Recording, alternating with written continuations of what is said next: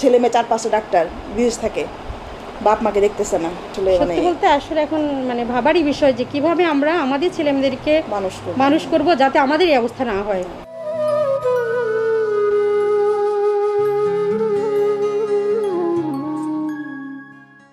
কিন্তু সেই ধরনের আমরা শুধু এইটা না, এই বৃদ্ধাশ্রম না, অনেক জায়গায় অনেক মানে ব্যক্তিগতভাবে মানুষও চিনি বা শুনছি এরকম যে ছেলে মেয়ে 4-5টা ডাক্তার বিদেশ থাকে, বাপ মাকে দেখতেছে না।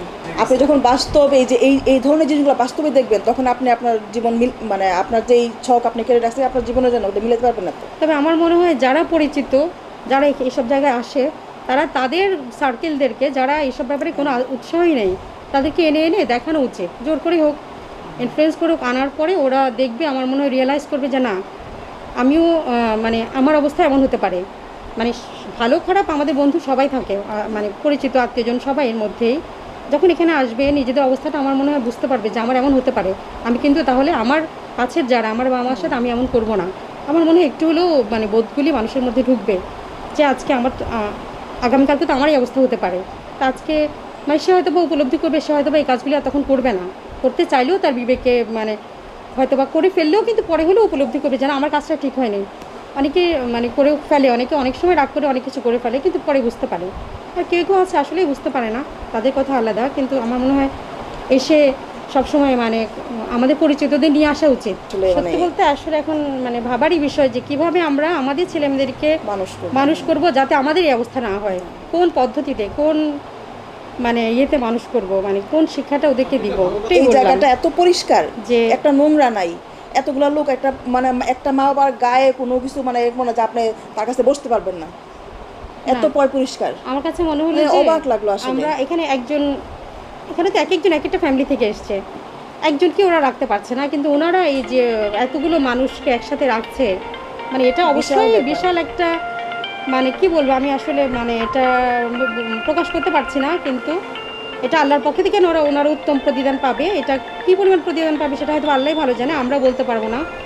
কিন্তু এটা মানে অবশ্যই একটা মানে খুবই সওয়াবের একটা কাজ এবং ভালো একটা কাজ। আমার মনে হয় মানে আসা উচিত, এটা তুলনা আসলে হয় না। ছোটো মেয়েটা আসতে চেয়েছে, আমি মানে ওকে বললাম যে ও কান্না করতেছে জানলা দিয়ে দাঁড়ায় দাঁড়ায়, আমি আনিনি। আমি ভাবছি যে হয় কিন্তু বেশিরভাগ সময় অপরিষ্কার, পরিবেশটা ভালো থাকে না, হয়তো এনে এনে জমায় জমায় রাখছে। আর এটা হয় যে ওদের মানে বাচ্চাকে আর আমি আনতে চাইনি আর কি, বাচ্চা হলেও 6 বছর। কিন্তু এখানে এসে আমি তখন মনে হলো যে মানে নিয়ে আসলে পারতাম। তো নেক্সট টাইম আমার বাচ্চাদের নিয়ে আসবো, অবশ্যই নিয়ে আসবো। আমি কিন্তু ওদেরকে বোঝানোর চেষ্টা করবো যে দেখো বাবা মা মানে আমাদের সাথে তোমরা এমন করবো না, এখন থেকে বলবো, এরপরে বাকিটা মানে বোঝাবো। বাকিটা তো কোথায় গিয়ে থামবে। মানে অবাক লাগে, দেখেন আপনি আপনার 5 বছরের বাচ্চাকে ডাক্তার ইঞ্জিনিয়ার বানালেন, আজকে আপনার দাম নাই তাদের কাছে। কত বড় মানে তাদের ওই মানুষগুলোর ভিতরে কি দিয়ে দিচ্ছে, মানে কোন শয়তান ঢুকছে ওদের ভিতরে একমাত্র আল্লাহ জানে। যে সে তার এটা চিন্তা করে যে এই লোকটা তো একটা বাবা না খায় একটা বাচ্চাকে খাওয়ায়, ঠিক আছে, একটা কাপড় কিনে না বাচ্চার জন্য এটা কিনে, সেই মানুষ ছেলে মেয়েগুলোর মানুষ করলাম, ডাক্তার ইঞ্জিনিয়ার বানালাম, আজকে আমার জায়গা নাই মানে ওইখানটাতে। সফল মানুষ আসলে যে কে, হ্যাঁ এই যে এখানে তো মানুষ মারা যায় মাঝে মধ্যে, দেখি তো ওরা ভাই অনেক সময় ইয়েটে করে, চিন্তা করেন মানে চেঞ্জ হয়। হ্যাঁ সেটাই, আল্লাহ মানুষের ভিতরে ওই মনুষ্যত্ব বোধটা জায়গায়, যাতে মানুষগুলি চেঞ্জ হয়, যাতে আমাদের বাচ্চা কাচ্চাগুলি বোঝে যে একটা মা অনেক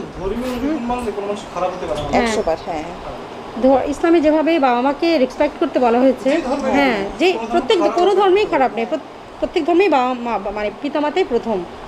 তো ওভাবেই যদি করে তাহলে আসলে 2-1 যাবে, 2-1 যায়, 5 জনের মধ্যে 1 জন গেল, কিন্তু বাকি 4 জন ঠিক থাকবে আল্লাহর ইচ্ছায়। হ্যাঁ কমে আসবে।